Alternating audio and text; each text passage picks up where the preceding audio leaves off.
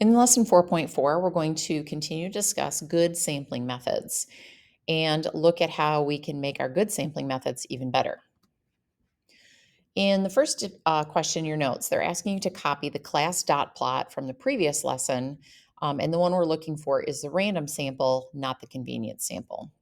So you can either turn back to yesterday or just pause the video and copy from here. Um, but this is what the plot looked like. And remember, yesterday we had a couple of really small averages down around 2.8 or a little above 3. We had one that was at about 6. But in general, most of our averages were between about 4 and 5 letters per word.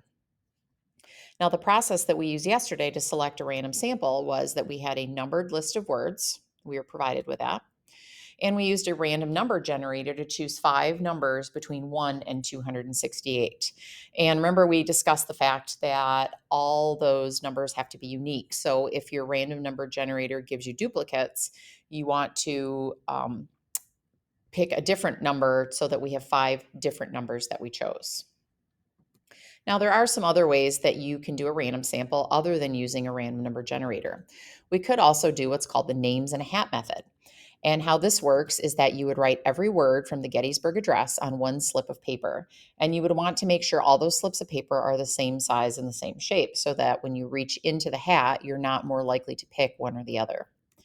And then what you would do is mix up all the words in the hat and you would draw 5. And those would represent the 5 words that are in your sample. Now what we're going to do is we're going to take a random sample of 10 words instead of just 5 like we did in the previous lesson. So you're going to use the same procedure. You're going to use the random number generator on your calculator, and you're going to select 10 words this time instead of just 5. And then you're going to find the average of that sample of 10 words. Now, when I did this, these were the 10 words that I came up with. And so hour has 3 letters, great has 5 letters, and so on. And so what I did is I counted up all the letters in each of those words, and I added them together, and I got 43. Now, because I have 10 words this time, to get the average word length, I would divide by 10. So 43 divided by 10 gave me an average word length of 4.3. And then again, like we did yesterday, we would put a dot on the dot plot. So 4.13 would be right about there. And you can do the same with your own sample of 10 words. Now, when I did this with a class of 25 students, we got a dot plot that looked like this. So again, similar shape. We've got most of our samples between 4 and 5.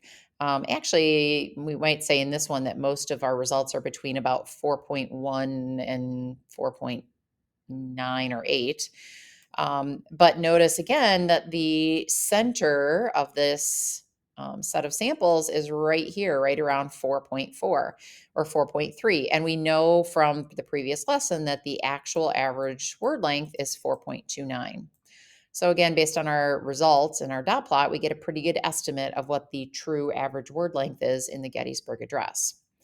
The difference, though, between yesterday and today, when we increase the sample size, is that we end up with less variability. So our results, therefore, are less spread out. And let's look at those 2 dot plots kind of side by side. The top dot plot is the one where we took samples of size 5, and the bottom one is where we took samples of size 10. And notice that they have kind of the same center, so they're both centered at about 4.3 or 4.4, but the bottom one has less variability. The reason that happens is when you take a sample of 10 words instead of 5, even if you happen to get a really long word as part of your sample, like maybe that word has 8 or 10 letters in it, you're also likely to get a word that maybe only has 2 letters.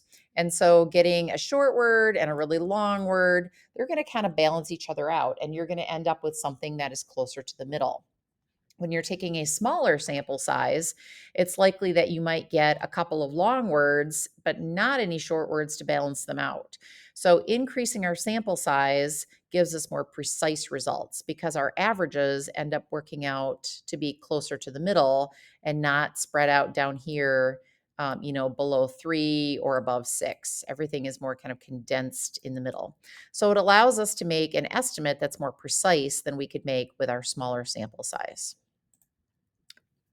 Now let's define an SRS. SRS stands for a simple random sample. And a simple random sample means that each member of the population has an equal chance of being selected in the sample. Simple random samples can be done using a hat or a fishbowl or a random number generator. And this is really the best way to take a sample. There are other types of random samples other than simple random samples, but in this course, we're only going to cover simple random samples. The term sampling variability refers to when each sample is a little bit different. And when we do take samples, some of them give estimates that are too high and some give estimates that are too low. And that's just normal. We are never going to take samples where each sample is going to be exactly the same. And that difference that occurs is what we refer to as sampling variability. Now we know that if we increase our sample size, this decreases our sampling variability and it allows us to be more precise. Here's an example. What proportion of students at your high school play more than one sport? To find out, you decide to survey a simple random sample of students from your school. In your sample of 50 students, 24 say that they play more than one sport. Now, how we could select a simple random sample of 50 students using a random number generator would be like this. We would number all the students and then choose 50 numbers between 1 and 2,260. And that number 2,260 represents the current number of students that are at West Ottawa High School. Now, a lot of times when we do these numbered lists, we would have the list also be alphabetized. That's just usually the way lists are printed, but they don't have to be. Part B says, what proportion or percent of your sample said that they played more than one sport? Well, it says in the problem that 24 out of 50 answered that they played more than one sport. 24 out of 50 is 0.48 or 48%. Part C asks, do you think that this will be the same as the true percentage of students at your school that play more than one sport? Well, just because we got one sample that gave us a result of 48% doesn't mean that that is exactly what the true percentage of the students at our school that play a sport would be.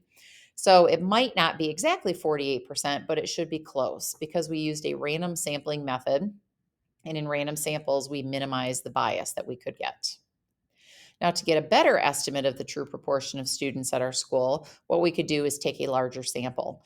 So, with a school as large as West Ottawa's, if you have 2,260 students at your school, you might want to sample 100 students or 200 students. Probably taking just 50 out of that large number is probably a little bit too small. Please do assignment 4.4 in your homework packet.